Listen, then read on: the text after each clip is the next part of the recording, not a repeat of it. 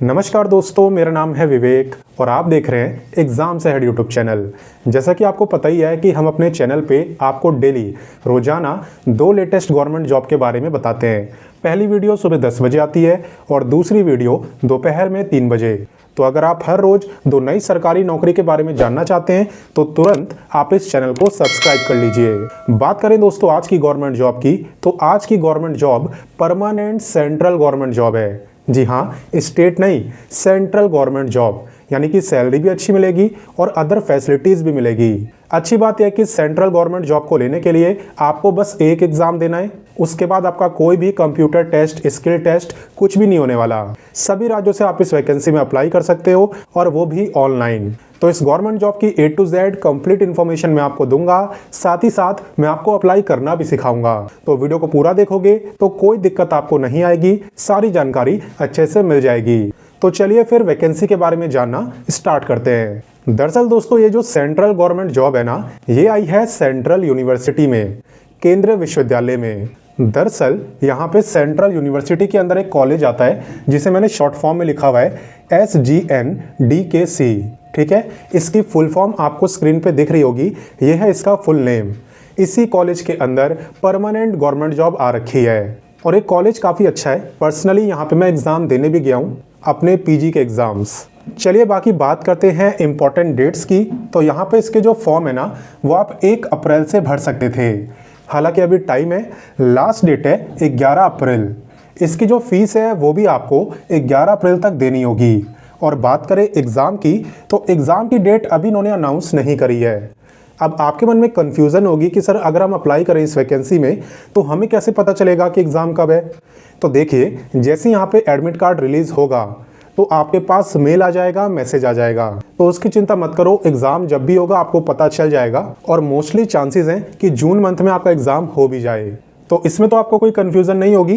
तो चलिए आगे बढ़ते हैं। अब बात करते हैं दोस्तों क्वालिफिकेशन की। यहाँ पे आप जानोगे कि आप इस वैकेंसी में अप्लाई कर सकते हो या नहीं। तो देखिए, यहाँ पे अगर आप 10वीं पास हैं और साथ में आप पे लाइब्रेरी साइंस का सर्टिफिकेट है तो आप अप्लाई कर सकते हैं। यहाँ पे सर्टिफिकेट इसलिए मांगा है क्योंकि आपकी जो पोस्ट है वो है लाइब्रेरी अटेंडेंट की, इसलिए इन्होंने यहाँ पे लाइब्रेरी साइंस का सर्टिफिकेट मांगा है।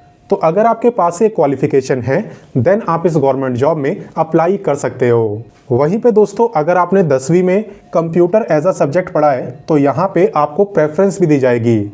और अगर आपने कंप्यूटर का कोई कोर्स करा है, बेसिक कोर्स भी, तो भी आपको यहाँ पे प्रेफरेंस मिलेगी। हालांकि कंप्यूटर कोर्स होना ज़रूरी नहीं है, उसके बिना भी आप अप्लाई कर सकते हो क्योंकि ये जो क्वालिफिकेशन है ये डिज़ायरेबल है, यानी कि ये मैंडेटरी नहीं होती, इसके बिना भी आप अप्लाई कर पाते हो। बाकी चलिए अब मैं आपको सैलरी के बारे में बताता हूँ। सैलरी की जहाँ तक बात है तो लेवल 1 के अकॉर्डिंग आपकी सैलरी है, यानी कि आपका जो बेसिक पे है वो है 18,000 प्लस आपको HRA मिलेगा, DA मिलेगा और भी अलाउंसेस मिलेंगे जो भी एक सेंट्रल गवर्नमेंट जॉब में मिलते हैं। और सारे अलाउंसेस मिलाने के बाद आपकी टोटल सैलरी हो जाएगी 35 से लेके 38,000 पर मंथ तक। तो सैलरी यहाँ पे काफ़ी अच्छी मिल रही है क्योंकि ये परमानेंट सेंट्रल गवर्नमेंट जॉब है। तो इसमें आपको कोई कन्फ्यूज़न नहीं होगी मेरे ख्याल से। तो चलिए आगे बढ़ते हैं। अब दोस्तों मैं आपको बताता हूँ एज के बारे में। यहाँ पे आपको सबसे ज़्यादा ध्यान देना है कि एज काउंट कब से हो रही है। तो देखिए, आपकी एज काउंट हो रही है 11 अप्रैल से। ठीक है, 11 अप्रैल आपकी फॉर्म भरने की लास्ट डेट भी है। तो अगर 11 अप्रैल को आपकी एज 18 से 30 साल के बीच में रहेगी तब आप इस वैकेंसी में अप्लाई कर सकते हो, अदरवाइज नहीं। और वैसे यहाँ पे आप जानते हो कि रिजर्व कैटेगरी वालों को रिलैक्सेशन भी मिलता है, लेकिन यहाँ पे आपको एज में कोई भी रिलैक्सेशन नहीं मिलेगा क्योंकि जो सारी सीटें हैं ना वो जनरल कैटेगरी की है। तो इसलिए अगर आप OBC कैटेगरी से हो, SC ST से हो तो भी आप यहाँ पे अप्लाई कर सकते हो क्योंकि जनरल कैटेगरी में कोई भी अप्लाई कर सकता है और देन सभी बच्चे जनरल में ही काउंट करे जाते हैं। इसलिए मैं आपसे बोल रहा हूँ कि यहाँ पे एज में रिलैक्सेशन आपको नहीं मिलेगा। बाकी चलिए आगे बढ़ते हैं। अब बात करते हैं दोस्तों सिलेक्शन प्रोसेस की। तो मैंने आपसे स्टार्टिंग में ही बोला था कि यहाँ पे आपको बस एक एग्ज़ाम देना है, उसके बाद कोई भी कंप्यूटर टेस्ट, कोई भी स्किल टेस्ट, ऐसा कुछ भी नहीं होने वाला।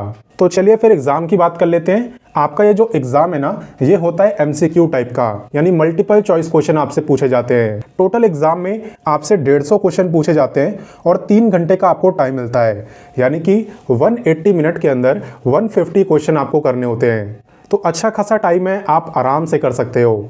बाकी यहाँ पे आपका जो एक क्वेश्चन है ना, वो 2 मार्क्स की वेटेज रखता है, यानी कि टोटल 150 क्वेश्चन हो गए 300 मार्क्स के। साथ ही साथ यहाँ पे नेगेटिव मार्किंग भी है और वो है 0.25 मार्क्स की। तो चलिए मैं आपको बताता हूँ कि 150 क्वेश्चन में से किस सब्जेक्ट से कितने कितने क्वेश्चन आते हैं। चलिए देखिए, यहाँ पे सबसे ज़्यादा क्वेश्चन आते हैं लाइब्रेरी एप्टीट्यूड के 50 क्वेश्चन, उसके बाद जनरल अवेयरनेस के 25, रीजनिंग के 25, मैथ के 25 और इंग्लिश और हिंदी में से आप कोई भी एक चूज़ कर सकते हो एंड उसके भी 25 क्वेश्चन आते हैं। तो कुल मिला के आपके जो टोटल क्वेश्चन हो गए वो हो गए 150। बाकी चलिए मैं आपको टॉपिक्स वगैरह भी बता देता हूँ, डिटेल में सिलेबस बता देता हूँ कि आपको पढ़ना क्या क्या है। तो यहाँ पे आप देख सकते हो जो एग्ज़ाम पैटर्न मैंने अभी आपको बताया है, यहाँ पे सेम वही दिया हुआ है। बाकी चलिए मैं आपको एकदम डिटेल में सिलेबस बताता हूँ कि कौन कौन से टॉपिक्स आपको पढ़ने होंगे। डिटेल सिलेबस की अगर बात करें तो यहाँ पे लाइब्रेरी एप्टीट्यूड में आपको क्या क्या पढ़ना है यहाँ पे दिया हुआ है। जनरल अवेयरनेस का भी दिया हुआ है, रीजनिंग का भी दिया हुआ है, साथ ही में मैथ का भी दिया हुआ है। ठीक है, तो मैथ के अंदर ये सब आपको पढ़ना होगा जो भी यहाँ पे बताया हुआ है। आप देख सकते हो सारे टॉपिक्स के नाम आपको यहाँ पे मिल जाएंगे। और उसके बाद टेस्ट ऑफ लैंग्वेज इंग्लिश और टेस्ट ऑफ लैंग्वेज हिंदी, जो भी आप चूज़ करोगे उसी लैंग्वेज से रिलेटेड क्वेश्चंस आपसे पूछे जाएंगे। ठीक है, तो ये सारे टॉपिक्स आपके रहने वाले हैं, ये सब आपको पढ़ना होगा। तो ये जो सिलेबस है ये आपको पेज नंबर 9 और 10 पर दिया हुआ है। तो वीडियो के डिस्क्रिप्शन में मैं आपको सिलेबस की PDF दे दूंगा। आप पेज नंबर 9 और 10 पे जाओगे तो आपको कंप्लीट सिलेबस दिख जाएगा जो अभी आपको स्क्रीन पर दिख रहा है। तो सिलेक्शन प्रोसेस, सिलेबस सब कुछ आपने जान लिया। अब मैं आपको बताता हूं कि आप इस वैकेंसी में खुद से कैसे अप्लाई कर सकते हो। अप्लाई करना यहाँ पे बहुत आसान है। वीडियो के डिस्क्रिप्शन में जाना, मैंने आपको अप्लाई का लिंक दिया है, उस लिंक पे आप क्लिक कर देना। ठीक है, क्लिक करने के बाद आपको सबसे पहले रजिस्ट्रेशन करना होता है। तो चलिए मैं आपको ऐसे नहीं समझाता, मैं आपको स्क्रीन पर लेके चलता हूँ। तो अप्लाई करने की जहाँ तक बात है ना, तो वीडियो के डिस्क्रिप्शन में मैंने आपको अप्लाई का लिंक दिया है। जैसे आप उस पर क्लिक करोगे तो आप भी इसी पेज पे आओगे जो अभी आपको स्क्रीन पर दिख रहा है। यहाँ पे आने के बाद सबसे पहला काम आपका साइन इन करना नहीं होता, आपका सबसे पहला काम है अकाउंट बनाना, यानी कि रजिस्टर करना। आप देख सकते हो यहाँ पे दिया हुआ है don't have an account sign up, तो इस पर आपको क्लिक करना है। तो इस पर क्लिक करके आपको अपनी बेसिक जानकारी देनी है और बेसिक जानकारी देकर आपको साइन अप पे क्लिक कर देना है, तो आप रजिस्टर हो जाओगे।